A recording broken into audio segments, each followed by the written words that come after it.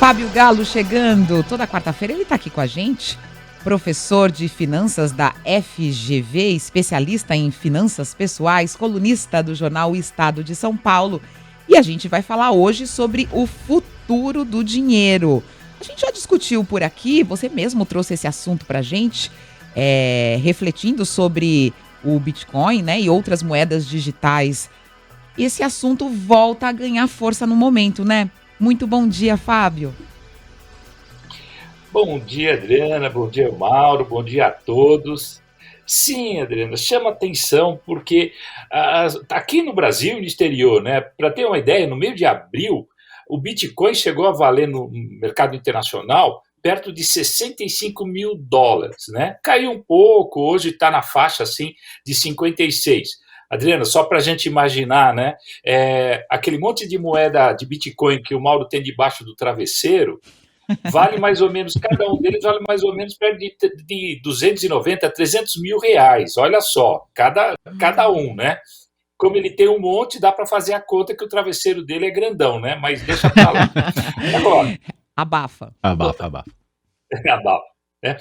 E a principal empresa do setor no mercado norte-americano, a Coinbase, né, ela fez um IPO, né, recentemente e chegou no primeiro momento a valer 100 bilhões de dólares. Depois caiu um pouco na faixa de 85, 86 bilhões de dólares. E mais recentemente o presidente do Banco Central brasileiro, o Roberto Campos Neto, deu notícias que em breve ele vai falar firmemente sobre a criação de moeda digital no Brasil.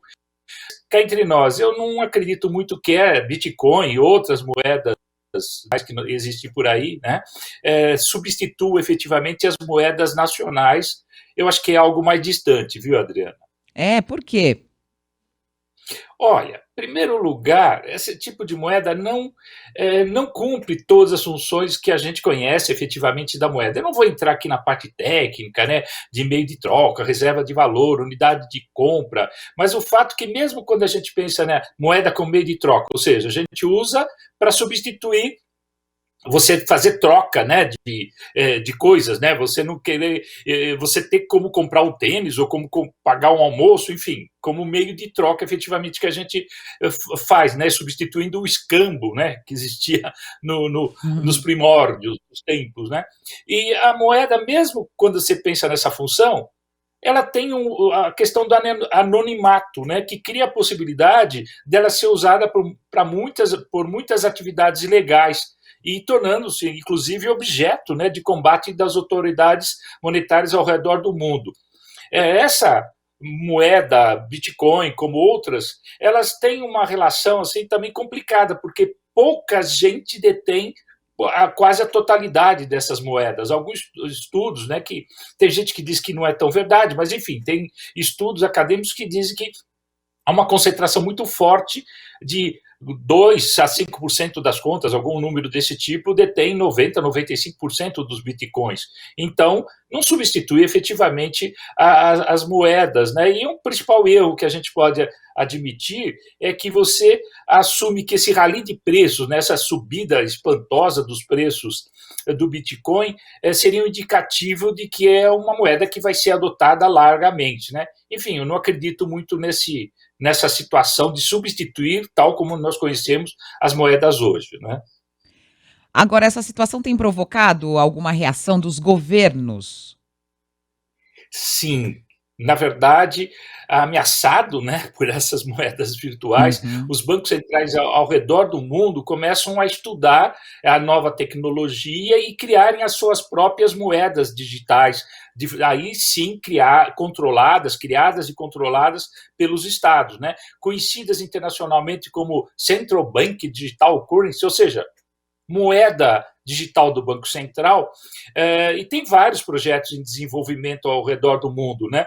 Por exemplo, no Uruguai fizeram testes com e-pesos, né? E foi bem sucedido, vai continuar o projeto, mas o maior projeto desse tipo de desenvolvimento no mundo é o projeto do Banco Popular da China, que pretende sim substituir parte do dinheiro físico, né, corrente no país, por moeda digital. E a criação de uma moeda digital do Estado, né, emitida por Banco Central, é que ela seja usada de forma corrente, como nós usamos a moeda efetivamente, e leve a ganhos econômicos no sistema de pagamento, inclusive, mais eficiente.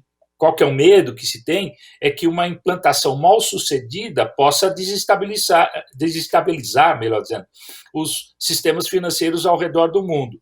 Mas vamos confiar, né? O Banco Central brasileiro sempre foi muito dinâmico, sempre foi muito eficiente, na verdade, na implantação de inovações. E vamos aguardar para ver quais as notícias que o nosso Banco Central vai dar brevemente sobre isso. Olha, vamos voltar, Fábio, a esse tema outras vezes, porque é um tema muito interessante, muito difícil também, não é fácil de entender.